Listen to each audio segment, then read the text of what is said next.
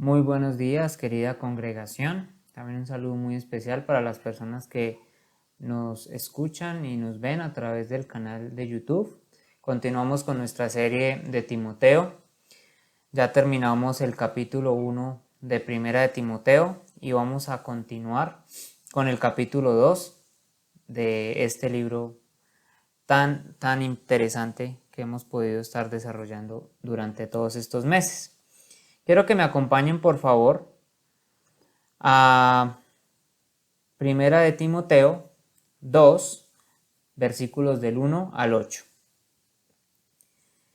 Exhorto ante todo a que se hagan rogativas, oraciones, peticiones y acciones de gracias por todos los hombres, por los reyes y por todos los que están en eminencia, para que vivamos quieta y reposadamente en toda piedad y honestidad, porque esto es bueno y agradable delante de Dios nuestro Salvador, el cual quiere que todos los hombres sean salvos y vengan al conocimiento de la verdad, porque hay un solo Dios y un solo mediador entre Dios y los hombres, Jesucristo hombre, el cual se dio a sí mismo en rescate por todos, de lo cual se dio testimonio a su debido tiempo. Para esto yo fui constituido predicador y apóstol. Digo verdad en Cristo, no miento, y maestro de los gentiles en fe y verdad. Quiero pues que los hombres oren en todo lugar, levantando manos santas, sin ira ni contienda. Quiero que oremos por la palabra. Amado Señor, Dios Todopoderoso, mi Señor, yo te entrego en este momento este sermón, te entrego esta predicación, te entrego, amado Dios Todopoderoso, las personas que escuchan este mensaje, mi Señor, y te pido, Espíritu Santo, que seas tú transformando sus vidas, sus mentes a través de la palabra. Dios, llega a los corazones de las personas a través de tu santa palabra, mi Señor, y obra en ellos. Te pido, Dios mío Todopoderoso, que sostengas esta predicación y me permitas, amado Señor, por favor, exponer fielmente el texto bíblico. Dios mío, te entrego este momento en tus manos. Amado Señor, guíanos, Espíritu Santo, dirígenos a toda verdad, ilumina nuestras vidas con tu santa palabra. Amén. Bueno, conforme vayamos desarrollando este texto en este día y en los próximos días venideros, quiero que podamos comprender con toda claridad y con toda profundidad lo que las Escrituras nos están exhortando respecto a la oración por los perdidos. Y aunque superficialmente pareciera que este tema no causa mucha controversia o de pronto mucha inquietud en sí mismo, es algo que confronta directamente los corazones de las personas porque nos hace ver y entender que hay algo que como creyentes no estamos haciendo bien, o por lo menos lo estamos llevando de una manera superficial, y mi intención es que lo podamos entender de manera clara para que enriquezca nuestra vida cristiana y evitemos el autojustificarnos por el hecho de no hacer evangelismo como Dios nos lo manda, evitando en la mayoría de ocasiones presentar el mensaje del evangelio con excusas y con justificaciones superficiales. Al enfrentarme a la profundidad de este texto y viendo todas las verdades escriturales que aquí hay, viendo la cantidad tan enorme de información que está allí condensada, sentí gran ansiedad de cómo compartiría estos sermones de tal manera que puedan comprender la verdad y los temas doctrinales que aparecen aquí. Realmente dependo completamente del Espíritu Santo, que sea el que me ayude en esta tarea, pues en mi propia capacidad yo no podría extraer toda la riqueza escritural y quedaría agobiado por lo inmenso y por lo sobreabundante de lo que vamos a hablar en estos próximos días. Por lo tanto, el Espíritu Santo es el único que nos puede ayudar. Es imposible leer este texto y no quedar abrumado por lo que está allí escrito, por lo que el Espíritu Santo a través de Pablo está exhortando a la iglesia. Y más cuando se sabe honestamente que no se está haciendo de la manera correcta, es decir, cuando ves una verdad escritural y sabes que estás desobedeciendo Y si pudiera describir mis reacciones frente a estas palabras de este texto, tal vez diría que sentía angustia, preocupación, dolor y afán desesperado, porque la iglesia comprenda con total profundidad lo que el Espíritu Santo aquí inspiró en las Escrituras. Entonces quiero que empecemos a abordar este tema con cautela, de tal manera que podamos entender palabra a palabra, versículo a versículo, lo que las Escrituras nos hablan, lo que nos están exhortando allí. Quisiera empezar con lo siguiente. ¿Qué cristiano no ora por la salvación de los amigos y los seres queridos que no conocen al Señor? Todos los cristianos oran por sus seres queridos, por los cercanos, por aquellos seres amados cercanos que no conocen al Señor. Sin embargo, el tema de este pasaje es más amplio que orar por las personas cercanas. Nos hace un llamado a orar por los perdidos en general. Dice, por todos los hombres. Esto presenta el tema del cual es el propósito de Dios con esto y qué función tienen estas oraciones en el plan salvador de Dios. La Biblia tiene varios ejemplos de la oración por aquellas almas perdidas en general. Hagamos un repaso bíblico de estas situaciones en donde la Biblia nos menciona la importancia de la oración por los perdidos. En Números 14:19, Moisés ora por el pueblo a Dios. Dice, perdona ahora la iniquidad de este pueblo, según la grandeza de tu misericordia, y como has perdonado a este pueblo desde Egipto hasta aquí. Moisés clamó a Dios por los israelitas pecadores. Ahora algunos podrían decir, pero es que Israel es el pueblo escogido por Dios, por lo tanto Dios salvó a todo Israel, ellos no tenían de qué preocuparse. Y eso es una mentira disfrazada de verdad. Dios escogió a Israel soberanamente para que a través de esa nación bendecida todas las familias de la tierra. Pero no toda persona israelita fue salva, y la Biblia nos muestra este contraste muy bien marcado. Hay casos de los impíos descritos en la Biblia dentro del pueblo israelita. Y para que no quede duda alguna de esto, Pablo escribe en Romanos 9:6, porque no todos los descendientes de Israel son Israel. Pero vemos que aunque en Israel había personas que no se iban a salvar, Moisés de todas formas clama a Dios por el perdón del pueblo en general.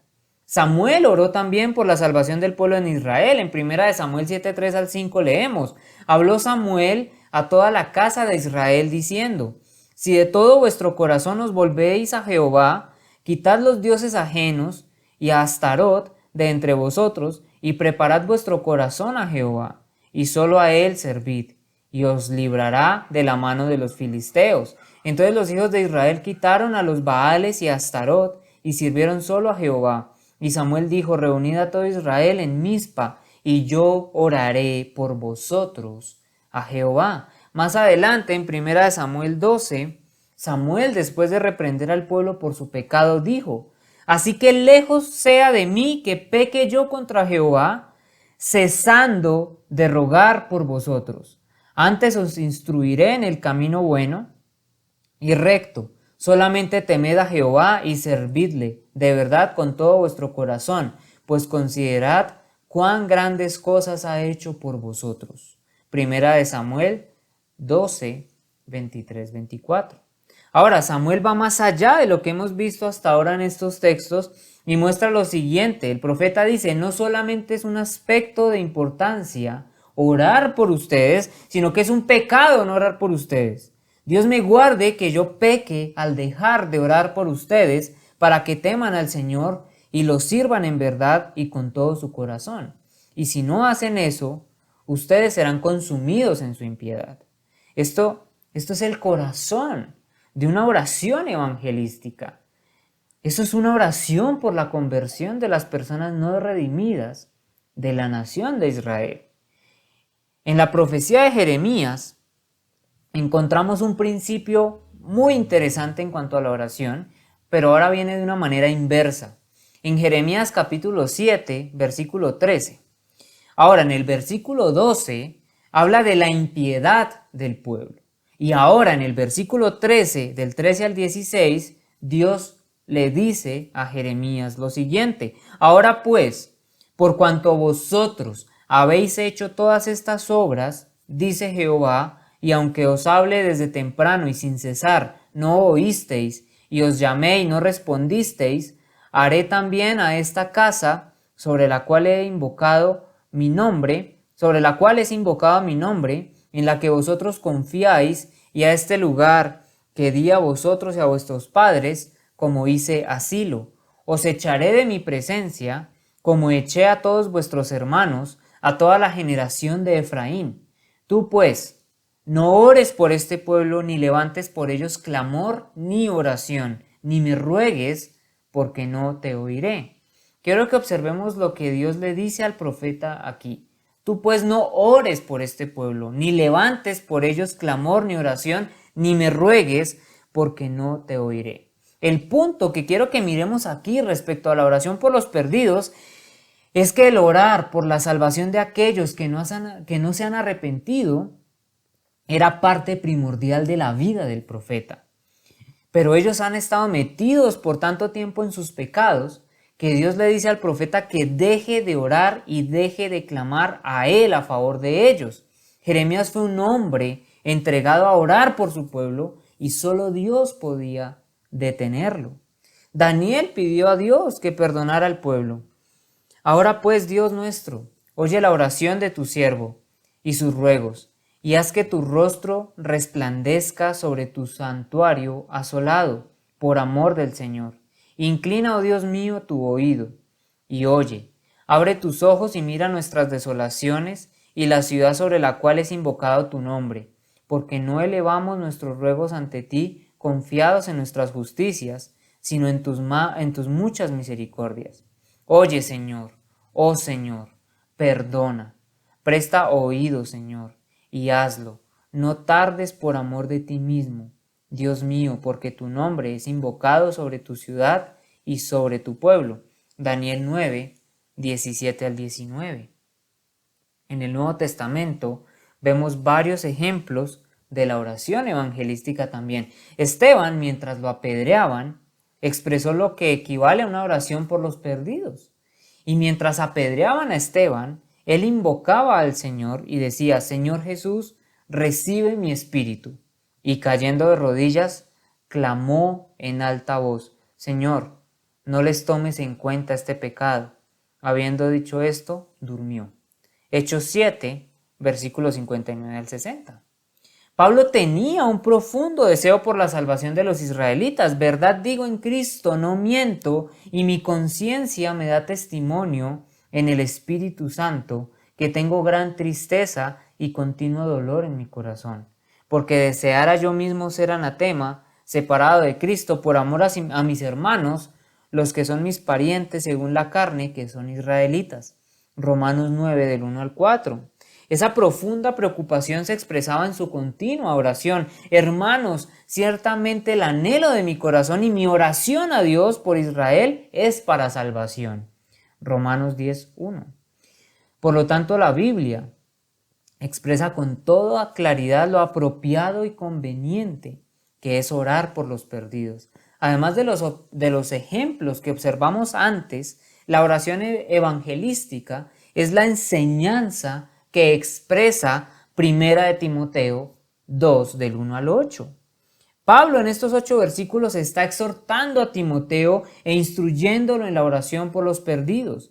Y esa es la intención clara en este pasaje. Pero quiero que para que lo podamos ver en orden y lo podamos entender de manera correcta, miremos el contexto que hemos venido viendo en la exposición de 1 de Timoteo y entendamos este pasaje a raíz de su contexto.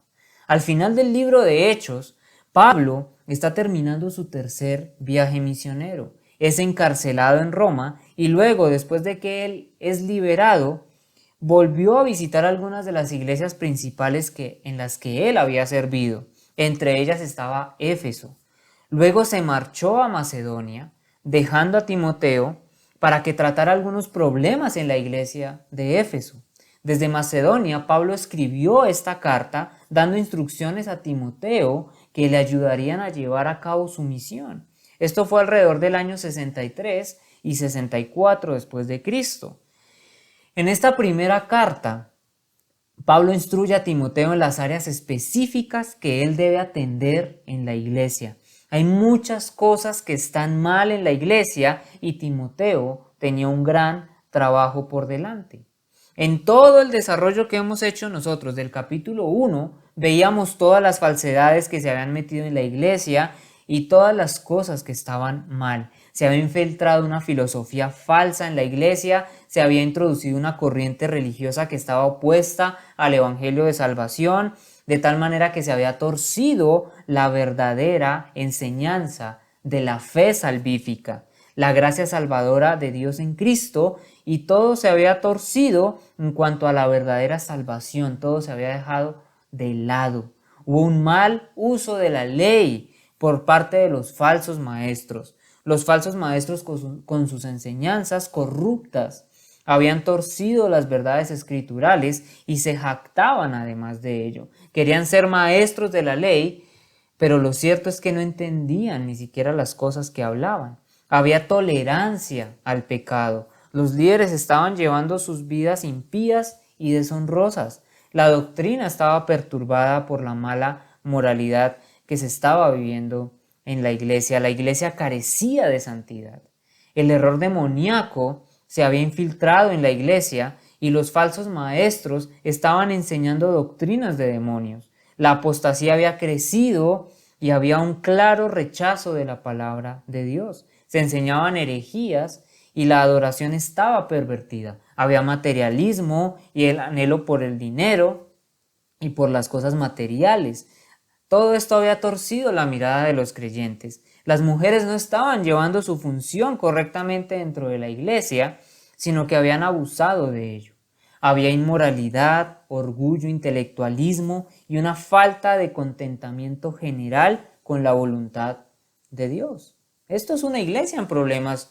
Tú ves esto, tú desarrollas, analizas por lo menos este primer capítulo y ves el problema que afronta la iglesia de Éfeso. Y Timoteo se queda allí precisamente para organizar la iglesia y restituir el orden para que la iglesia camine conforme a la voluntad de Dios. Timoteo tenía un mandato, tal como lo vimos en el capítulo 1, versículo 18. Él tenía una responsabilidad de hacer lo que Pablo le había encomendado. Y conforme llegamos al capítulo 2, Pablo comienza a bosquejar de una manera muy precisa las cosas que Timoteo debe atender en la iglesia. Y la primera instrucción tiene que ver con el tema de orar por los perdidos. Ahí es donde Pablo comienza. Y esa es la razón por la que el versículo 1 dice, exhorto ante todo. Y Pablo comienza con un manual de instrucciones para Timoteo, para el orden y la organización de la iglesia. Y el primer tema, el primordial con el que Pablo empieza es con la oración evangelística. Y es que Pablo aquí está entendiendo un problema que estaba teniendo lugar en la iglesia de Éfeso, y es que esa oración evangelística no estaba teniendo prioridad en la iglesia. No le estaban dando la prioridad al orar por los perdidos. Por lo tanto, el evangelismo se veía directamente también afectado, porque si no se está orando por los perdidos, no se tiene esa carga, mucho menos van a predicar el evangelio a los perdidos. Nosotros necesitamos ver varios puntos importantes aquí. Primeramente, la exhortación es a orar por todos los hombres, sin distinción alguna. Y aquí viene el punto número 2, porque Dios quiere que todos los hombres sean salvos. Y creo que aquí algunos de ustedes pueden llegar a sentir cierta confusión debido a la doctrina de la elección. Y no se preocupen, esto lo vamos a entender con claridad y lo vamos a ver con el contexto escritural adecuado y correcto, ¿sí? Porque sabemos que Dios es soberano en su elección. Eso está por toda la escritura. Pero tenemos que entender aquí qué quiere decir la escritura cuando dice que Dios quiere que todos los hombres sean salvos. Pero se debe orar por todos los hombres, pues Así lo exhorta la palabra. Ahora, viene también un tercer punto, y este también es primordial. El pasaje es que dice que cuando se está orando, hay algunas condiciones particulares que se deben cumplir para que la oración evangelística sea aceptable. Por eso el texto nos dice, levantando manos santas, sin ira ni contienda. Esto explica una conducta piadosa y un corazón que no conoce el enojo ni la disensión. Entonces la iglesia es llamada a orar por los perdidos a una escala amplia y general, no de manera exclusiva ni limitada a cierto grupo de personas. Y esa es la idea primordial en el texto. Y Pablo, al indicarle a Timoteo esto, nos muestra que la iglesia no estaba llevando a cabo esa tarea. No había un compromiso por los perdidos. Y esto a raíz de la contaminación doctrinal y la manera en cómo se había desarrollado el liderazgo en la iglesia de Éfeso. Por lo tanto, Timoteo debe organizar la iglesia conforme a la voluntad de Dios. Dentro de la iglesia de Éfeso había dos vertientes de falsas enseñanzas que eran predominantes, que pudieran explicar tal negligencia a la hora de orar por los perdidos y hacer la tarea evangelística.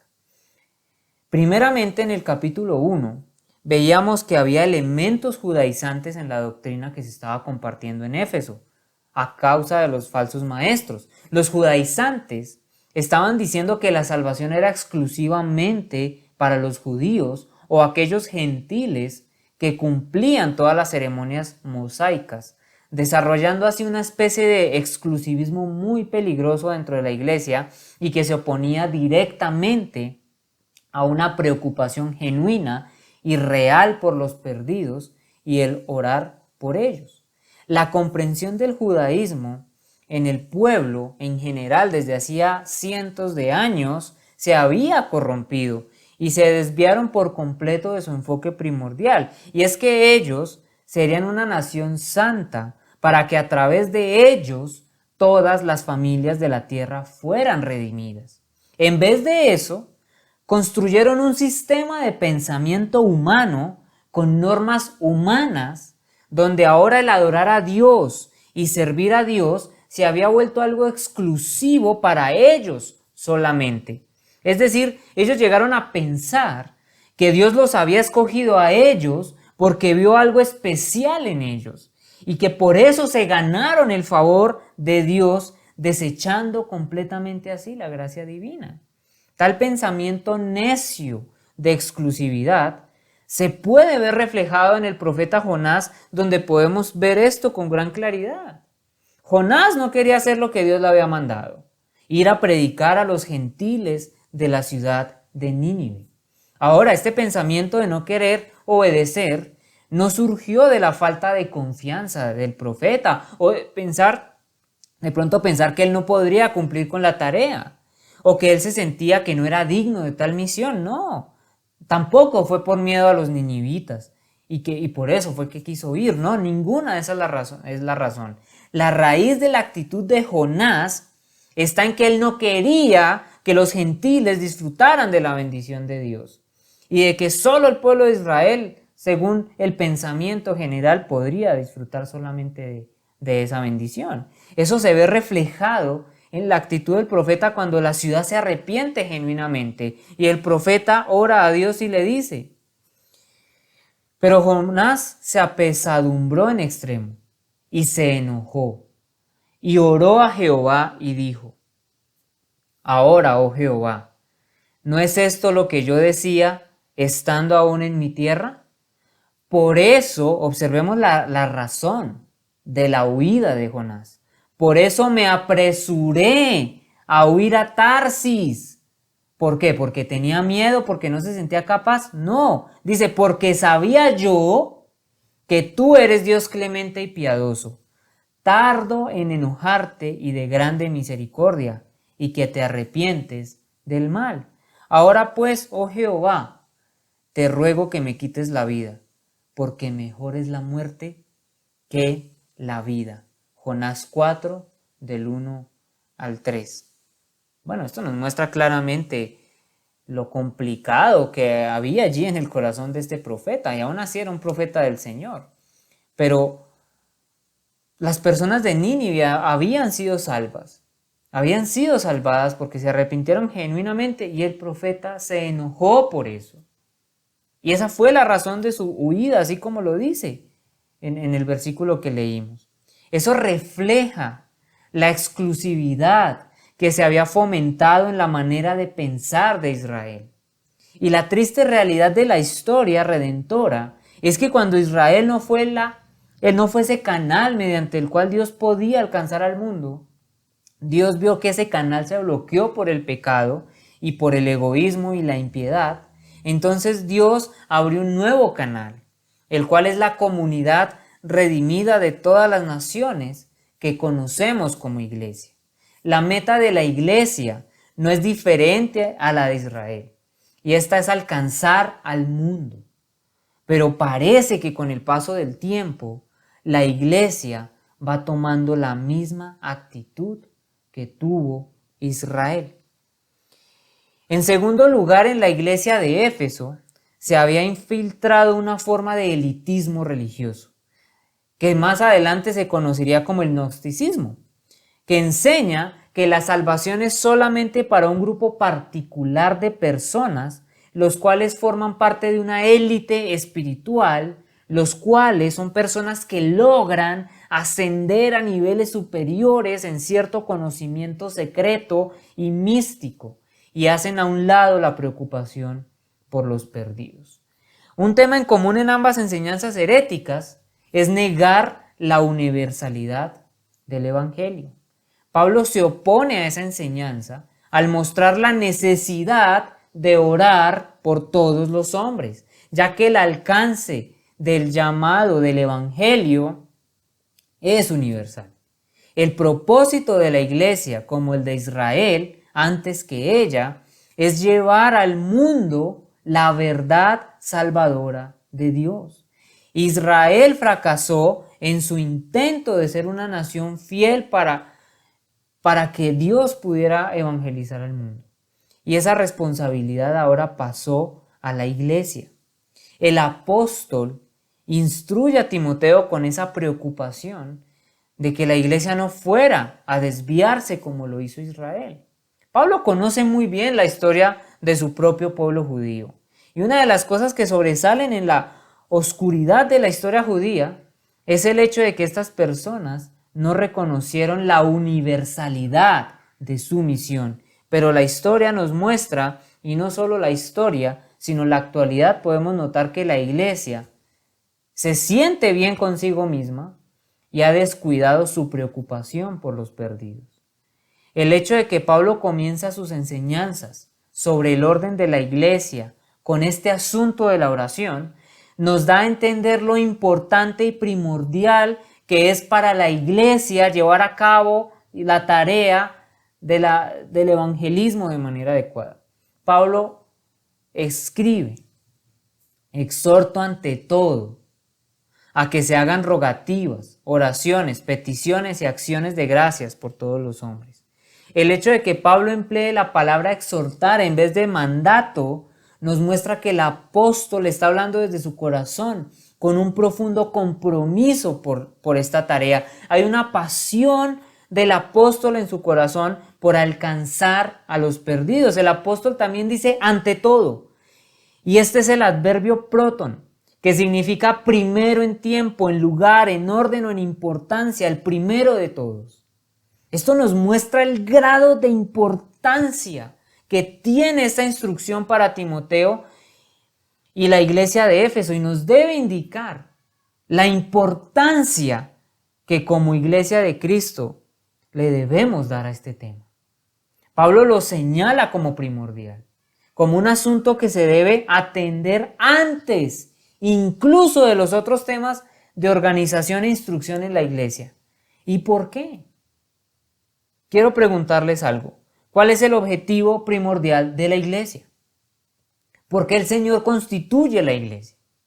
Algunos podrían decir para la comunión de los creyentes, para la santidad de los feligreses, para crecer en el conocimiento de la palabra de Dios. Si bien todos estos son objetivos dentro de la iglesia, todo esto se podría llevar a la perfección en el cielo. El Señor simplemente podría llevar su iglesia directamente al cielo para que esto se cumpla a la perfección. Pero el objetivo principal de la iglesia en la tierra es evangelizar a los perdidos. Y mientras cumplimos esa tarea, debemos vivir conforme al mandamiento de Dios en las Escrituras, en comunión los unos con los otros, creciendo en santidad, creciendo en el conocimiento de Cristo, para vivir de manera coherente a la voluntad de Dios. Incluso viviendo correctamente como Dios nos manda, somos más efectivos en nuestra tarea de evangelizar a los perdidos. Porque sucede, muchas veces llega un cristiano a evangelizar o a hablar del evangelio y las personas seculares o del mundo lo primero que dicen, ve, este viene a hablarme de la Biblia, viene a hablarme de cristianismo y mire cómo vive. Tenemos que ser coherentes con nuestra manera de vida. Por eso seguimos los mandamientos de Dios que están en su santa palabra, pero nuestra labor, nuestra tarea es evangelizar a los perdidos. La iglesia se ha convertido en una especie de club privado donde los creyentes reciben conocimiento bíblico, regresan a casa y los que tratan de tener una relación más estrecha con Dios oran y leen las escrituras en los momentos designados para ello, pero los perdidos se pasan por el frente y el evangelio no es predicado. ¿Ustedes creen que solamente el pastor o el grupo evangelístico son los únicos que predican el evangelio a las personas? Si ese es el pensamiento, ¿para qué somos miembros de una iglesia? ¿Para qué socializar ¿Para qué? ¿Para socializar los domingos como un grupo cerrado de personas que comparten la misma creencia? No. Si pertenecemos a una iglesia, es porque literalmente nos dedicamos a la tarea que ha sido encomendada a la iglesia, y eso es alcanzar a los perdidos. Quiero solamente, a manera de autoexamen, que piensen en esto, de manera honesta con ustedes. ¿Qué tanto tiempo o qué oportunidades han aprovechado o desaprovechado a la hora de evangelizar a un inconverso? Quiero que lo pensemos realmente. Evalúen esa condición, evalúense ante el Señor respecto a esto. Evalúen el compromiso que tienen ante la iglesia y ante el Señor de hacer esta tarea. Esto nos debe mostrar el estado en el que estamos en nuestro corazón frente a esto. Y es donde debemos pedirle al Señor que nos haga siervos fieles y que derribe todo pensamiento y justificación superficial que se opone entre la labor que debemos hacer y los perdidos. El propósito de la iglesia actual en el mundo es alcanzar a los perdidos, y la prioridad comienza en ese punto. Lo ha hecho la iglesia histórica toda la vida. Fue el mandato del Señor. Es un mandato, es una tarea que se nos ha sido encomendada. Y en la actualidad tenemos que continuar con esa tarea. ¿En qué momento esa tarea ya dejó de funcionar para la iglesia? No, la iglesia no va a cumplir su tarea si tiene algún tipo de teología que dice que el evangelio no se aplica a toda persona. Entonces, en primer lugar, en donde todo comienza, es con un entendimiento del espectro del evangelio. Pablo sabía que los efesios nunca harían esta tarea mientras tuvieran un exclusivismo en su teología. Para que cumplieran su misión en el mundo, había que hacerles entender la extensión del llamado del evangelio. Y lo primero que se necesita para comprenderlo es dedicar tiempo a la oración evangelística. A fin de ayudarlos a hacer eso, Pablo presenta 5 elementos que son supremamente importantes, 5 elementos de la oración evangelística, y quiero que los anoten. 5 elementos de la oración evangelística: su naturaleza, su alcance, sus beneficios, sus razones y su actitud. El día de hoy, por cuestión de tiempo, vamos a ver solamente el primer elemento de la oración evangelística: la naturaleza de la oración evangelística. Vamos allí al versículo 1 del capítulo 2. Exhorto ante todo a que se hagan rogativas, oraciones, peticiones y acciones de gracias por todos los hombres. Justo después de su afirmación de exhortación e indicar la prioridad de su instrucción, Pablo utiliza 4 palabras: rogativas, oraciones, peticiones y acciones de gracias. Estas 4 palabras en un sentido son sinónimas y apuntan a lo mismo. Si notamos, las 3 primeras son sinónimos muy estrechos y relacionados entre sí, e incluso se pueden usar de manera intercambiable y cualquiera podría ser utilizada para oración. Debe haber una razón.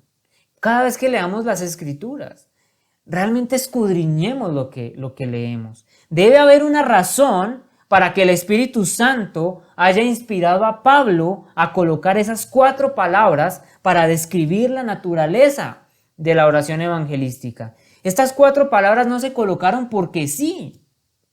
Tienen un propósito. El Espíritu Santo tiene un propósito para poder describir la oración evangelística de manera correcta. Esto nos muestra que el Señor nos quiere señalar de manera enfática que veamos los diferentes matices y sombras que tiene el concepto entero de la oración. Tenemos en primer lugar la palabra rogativas. Viene de la palabra griega deesis, y esa palabra viene de la raíz de un verbo cuyo significado es carecer, estar desprovisto o no tener algo. En cierta manera comunica la idea de que este tema de la oración surge de un sentido general de necesidad. Al conocer lo que hace falta, le suplicamos a Dios que lo proporcione. Y eso es un sentido apropiado para percibir la oración evangelística. La oración evangelística emana de un sentido de necesidad. Y creo que esto lo podemos entender correctamente. ¿Cuál necesidad? La necesidad de los perdidos por su salvación. La necesidad de los perdidos por ser librados del fuego eterno del infierno. Entonces, una rogativa es en esencia una referencia a la necesidad del mundo perdido. Pero algo muy importante de ver aquí también es que esta palabra también está involucrando de manera inherente el acudir a alguien para que pueda suplir esa necesidad. Entonces, no solo hace referencia al sentido de necesidad, sino el acudir a alguien que puede suplir dicha necesidad. Entonces, entender la naturaleza de la oración evangelística es comenzar a comprender de manera más profunda la necesidad que tienen los perdidos, y eso debe comenzar a producir en nuestros corazones un peso y una carga por ellos. El puritano inglés del siglo XVII, Richard Baxter, escribió lo siguiente, y cito: «Oh, si tuvieran el corazón de cristianos o de hombres dentro de ustedes, permitirían que les hiciera sentir anhelo por sus pobres vecinos, ignorantes e impíos. Solo hay un paso entre ellos y la muerte y el infierno. Centenares de enfermedades están esperando para apoderarse de ellos, y si mueren no regenerados, estarán perdidos para siempre. ¿Tienen ustedes corazón de piedra que no pueden compadecerse de los hombres en un caso como este?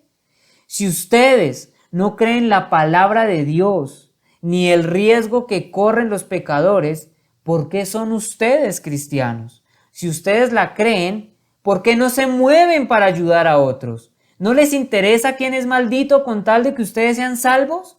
De ser así, tienen razón suficiente para compadecerse de ustedes mismos, porque esta es una forma de espíritu absolutamente inconsecuente con la gracia. Viven ustedes cerca de ellos, se encuentran con ellos en las calles, trabajan con ellos, viajan con ellos o se sientan y conversan con ellos y no les dicen nada de su alma y de la vida venidera. Si la casa de cada uno de ellos estuviera ardiendo, ustedes correrían y los ayudarían. ¿Y no los ayudarán cuando el alma de ellos está casi en el fuego del infierno? Fin de la cita.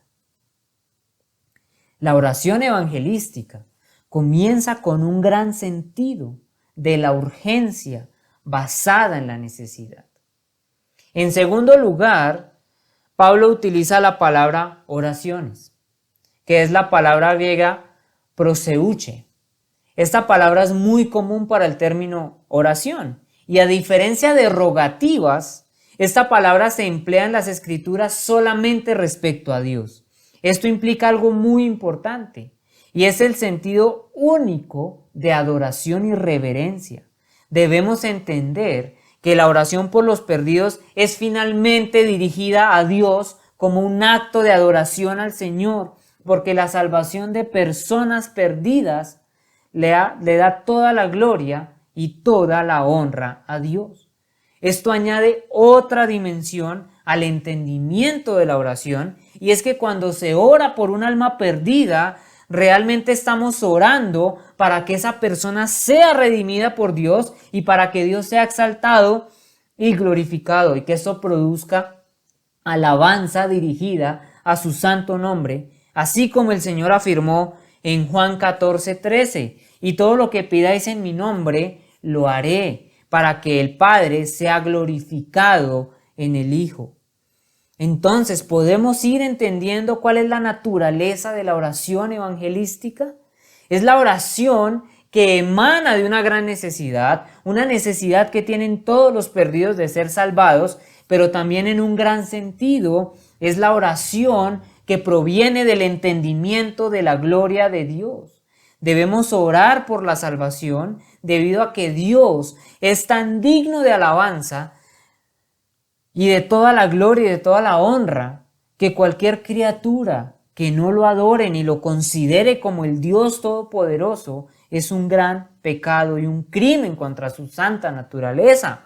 Todas las criaturas deberían alabarle y darle el honor que Él se merece. En tercer lugar, se nos presenta la palabra peticiones. En teuxis, esta palabra solo aparece aquí en primera de Timoteo 4:5.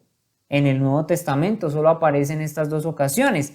La raíz de esta palabra viene de la palabra que significa estar de acuerdo con alguien o estar comprometido con esa persona. El verbo del que se deriva en teuxis se emplea para referirse a la intercesión de Cristo y del Espíritu Santo por nosotros, en Romanos 8:26 y en Hebreos 7:25. Ellos se identifican con nuestras luchas y necesidades, se compadecen de nuestras limitaciones y flaquezas. Dice la palabra, porque no tenemos un sumo sacerdote que no pueda compadecerse de nuestras flaquezas, sino uno que ha sido tentado en todo como nosotros, pero sin pecado, Hebreos 4:15. Entonces, a lo que se refiere esta palabra, no solo es en términos de abogacía, sino también de empatía, simpatía, colaboración. Implica el involucrarse de manera compasiva con alguien. La oración evangelística no es una oración distante e impersonal, no es una oración fría. Pensemos en nuestro Señor Jesucristo y en el Espíritu Santo. Ellos hacen su continua intercesión, se involucran con nuestras necesidades. Ellos literalmente se acercan a nosotros con familiaridad y se involucran en nuestras luchas y debilidades. Solamente al comprender la profundidad de la miseria y el dolor, la desesperanza y la ruina venidera de los perdidos, podremos clamar a Dios por la salvación de los pecadores.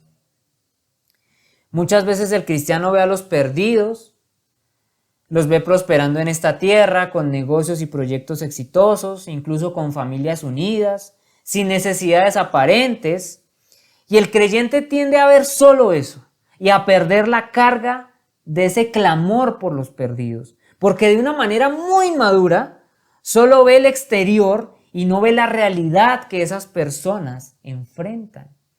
Puede que hayan ganado el mundo, puede que tengan dinero, que gocen de buena reputación, que viajen por todas partes, que puedan comprar lo mejor que la sociedad de consumo les pueda ofrecer, pueden acceder a la mejor educación secular, tienen el mundo a sus pies. Pero la realidad de esas personas no es lo que pueden tener en el exterior, sino lo desgraciados que son debido a su pecado. La realidad es que están hundidos en el lodo de una miseria interminable, que su destino es el más horrible que nos podríamos imaginar, pues se dirigen al infierno por la eternidad. Si como cristiano no has visto eso, sino que solamente tienes tu mirada en lo exterior e incluso llegas a desear lo que ellos tienen, hay un gran problema contigo. Hay un gran problema en tu corazón. Y quiero que todos nos analicemos respecto a esta área y que lo hagamos con sinceridad. Porque el creyente no puede tener una mirada tan superficial en las cosas terrenales, deseando lo que los inconversos tienen, porque de esa manera el cristiano está menospreciando y desechando la salvación que se le ha sido dada. Debemos mirar las cosas con los ojos de nuestro Padre Celestial y ver la ruina en la que se encuentran estas personas. Debemos verlos movidos a compasión, que tiene todo el dinero del mundo, pero tengo compasión de él. Me compadezco porque no miro lo exterior, sino que miro su miserable vida pecadora. Y hay compasión allí, porque entendemos el estado lamentable en el que se encuentran estas personas, la miseria que los rodea. No debemos verlos con envidia y deseando lo que pueden llegar a tener en términos terrenales. Eso sería desastroso.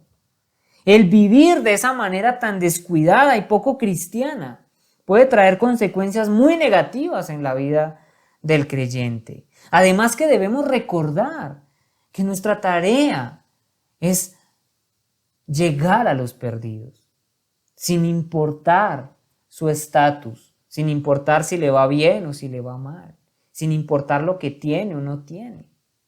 Además, debemos recordar lo que las Escrituras nos dicen. Por tanto, presten mucha atención a esto y quiero que esto nos haga reflexionar también un poco y nos haga reflexionar más profundamente. Por lo tanto, todo el que me confiese delante de los hombres, yo también le confesaré delante de mi Padre que está en los cielos. Pero cualquiera que me niegue delante de los hombres, yo también lo negaré delante de mi Padre que está en los cielos. Mateo 10, 32-33. Permítanme hacer un par de comentarios frente a esto para luego continuar. La expresión todo él es global, es general. Y dice, todo el que confesare al Hijo delante de los hombres honra a Dios. Confiese, la palabra confiese se traduce de una forma del verbo homologueo, que literalmente significa estar de acuerdo o también significa decir la misma cosa. Confesar a Cristo es afirmar lo que es verdadero en cuanto a su persona, obras y palabras. La esencia de confesar a Jesús como Señor es sacrificar y someter todos los aspectos de la vida a su control soberano como un esclavo a su amo. Lucas 7:8. Ahora en Lucas 9:23-24 Jesús declaró: si alguno quiere venir en pos de mí, niéguese a sí mismo, tome su cruz cada día y sígame, porque todo el que quiere salvar su vida la perderá, y todo el que pierda su vida por causa de mí, éste la salvará. Una verdadera confesión de Cristo da como resultado una transformación total causada por la regeneración y la santificación. Es inevitable que quienes hacen tal confesión la manifiesten abiertamente delante de los hombres, tanto con sus palabras como con sus vidas transformadas en dispuesta y agradecida sumisión a Cristo. El hecho de confesar o no a Cristo determina el destino de toda persona. Por una parte, si una persona confiesa a Cristo delante de los hombres, Cristo también lo confesará delante del Padre Celestial. Pero por otra parte, Jesús advirtió que todo aquel que lo negare delante de los hombres será negado delante de Dios. Quienes no confiesan verdaderamente a Cristo como Señor, un día lo oirán exclamar: nunca os conocí, apartados de mí, hacedores de maldad. Mateo 7:23. La manera segura de perder la oportunidad del cielo es negar a Cristo, como habían hecho los escribas y los fariseos. Pero una forma segura de ganar el infierno es hacer una confesión superficial de Cristo. Mateo 7:21. El cielo pertenece solo a quienes honran al Padre, honrando de veras al Hijo. La naturaleza de la oración evangelística es que oramos con una gran compasión por los pecadores. Oramos porque tenemos un involucramiento con los perdidos por su situación tan miserable.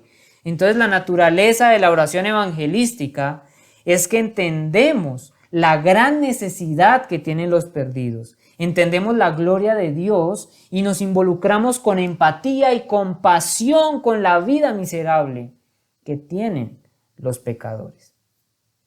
Perdidos, que están perdidos. Porque si no, muchos dirán: no, entonces Víctor se cree que él no es pecador. No, todos somos pecadores, pero por la gracia y la misericordia de Dios hemos sido redimidos. En cuarto lugar, Pablo emplea la palabra acciones de gracias, que en el griego es la palabra eucharistías. De ahí viene la palabra Eucaristía, de hecho. Esta es una parte esencial en toda oración. Dad gracias en todo, porque esta es la voluntad de Dios para con vosotros en Cristo Jesús. Primera de Tesalonicenses 5:18. En la oración evangelística debemos estar dispuestos a dar gracias con un corazón sincero a Dios, indistintamente de la respuesta que Dios dé a tal oración. Recordemos que es Dios el que en su soberano decreto ha ordenado quién se salvará y quién no. Es importante entender que nosotros no sabemos qué personas se van a salvar. Debemos orar por la salvación de los perdidos, y solamente cuando se hace la obra evangelística se puede llegar a percibir quién sí se arrepiente de manera genuina y quién no. El punto es que no sabemos quién se va a salvar, pero le damos gracias a Dios por su obra salvífica y por su soberanía en la elección. Pero no podemos excluir a nadie de la petición y del ruego por su salvación, teniendo claro que Dios es quien salva y que Él ha decretado a los salvos desde antes de la fundación del mundo. Además, oramos por los perdidos porque así le place a Dios que lo hagamos. Luego que evangelicemos, y el Señor en su soberanía actuará. No está en nosotros salvar a nadie, ni saber qué personas se salvarán, pero con una actitud humilde y sincera agradecemos a Dios por el privilegio de alcanzar a los perdidos y de esparcir el mensaje del Evangelio. Nosotros como cristianos no debemos tener ninguna barrera racial, social y de ningún tipo para evangelizar. No debemos creer que alguien puede estar fuera de la provisión de Dios. Debemos agradecerle a Dios porque el Evangelio puede extenderse a todo el mundo. La acción de gracias es el único elemento de la oración que es eterno. Todos los demás elementos terminarán cuando estemos en la presencia de Dios. Pero el elemento de la oración que continuará por siempre y para siempre es la acción de gracias. pues estaremos por la eternidad dando gracias a Dios por todo lo que Él es y por todo lo que hizo por nosotros. Entonces, la naturaleza de la oración evangelística, en la naturaleza de la oración evangelística debemos entender la necesidad tan grande que tienen los perdidos. Debemos entender la gloria de Dios y ser conscientes cuando oramos que Dios merece toda la gloria y toda la honra por su obra salvadora. Debemos tener en la profundidad de nuestros corazones un peso y una carga real por los perdidos. Debemos estar comprometidos e involucrados en esa necesidad de salvación de las personas y tener un corazón agradecido y humilde ante el Señor por su obra salvadora y porque nos permite extender el mensaje del Evangelio para alcanzar a los perdidos. Veo claramente, querida iglesia, que los elementos carentes en nuestras oraciones y la razón por la que no oramos como debiéramos orar es porque no tenemos estas cosas en nuestros corazones. No vivimos con la gran conciencia de la necesidad de la humanidad y la condición desesperada en la que se encuentran los perdidos. No vivimos con un deseo que nos consume por ver a Dios glorificado y magnificado en la salvación de las almas. Ni se nos facilita tampoco salir de nuestra comodidad y entrar en las profundidades de la ansiedad y de la necesidad de los problemas de otras personas por quienes oramos por la salvación de sus almas. Estos 4 matices que vimos el día de hoy en cuanto a la naturaleza de la oración enriquecen nuestras oraciones cuando nosotros oramos eficazmente por los perdidos. Si no están presentes, si estos elementos no están presentes en nuestras oraciones, necesitamos examinar nuestro corazón. ¿Estamos de veras conscientes de la condición desesperada en la que están los perdidos? ¿Queremos de verdad que Dios se glorifique por la salvación de las almas? ¿Nos compadecemos por la apremiante realidad de su condición de perdidos tanto en este tiempo como en la eternidad? ¿Estamos agradecidos de que el mensaje del Evangelio se extiende a todos y por nuestro privilegio de comunicarlo? Si hay falta de estos componentes en nuestro corazón, seremos indiferentes. Si somos indiferentes, es porque no estamos obedeciendo a estos imperativos. Oremos.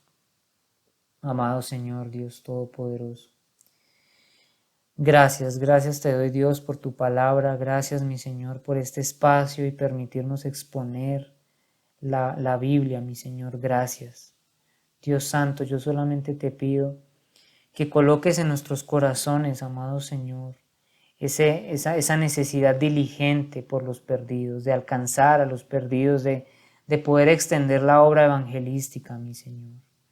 Oh, amado Padre, todo creyente, Dios, que tenga esa necesidad de evangelizar, esa necesidad de orar por los perdidos en general, que haya un involucramiento real en nuestros corazones, mi Señor, por las almas perdidas.